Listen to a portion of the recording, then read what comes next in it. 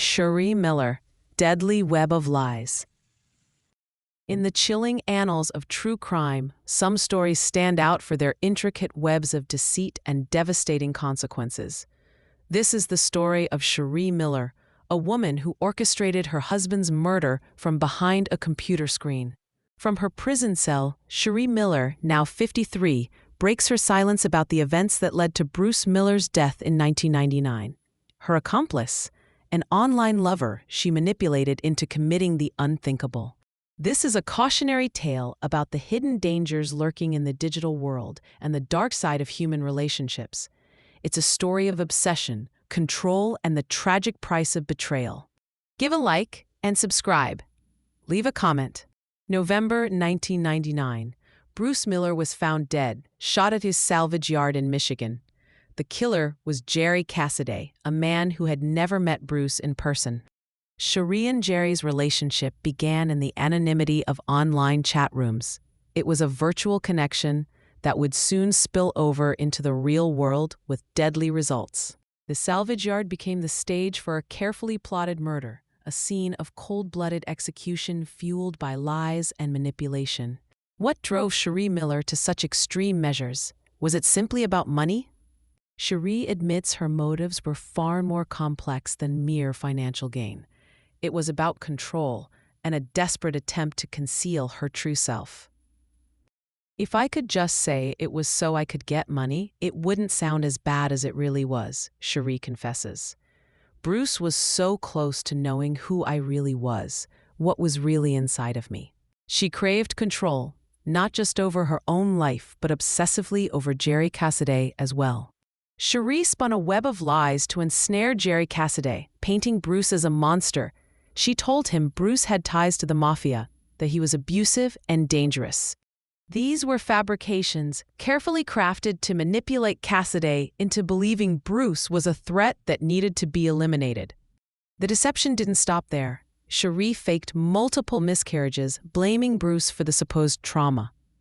She even used makeup to create the illusion of bruises, sending photos to Cassidy as proof of Bruce's alleged abuse.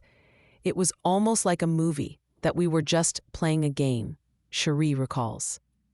Sharee provided Cassidy with a cell phone, a direct line to orchestrate the deadly plan. She gave him detailed instructions on how to carry out the murder at the salvage yard. Every detail was meticulously planned, every move calculated. Sharee was the director, and Cassidy was her unwitting actor. "It was almost like a movie, that we were just playing a game," Sharee admits. "But after I met Jerry at the truck stop, I knew this was going to happen."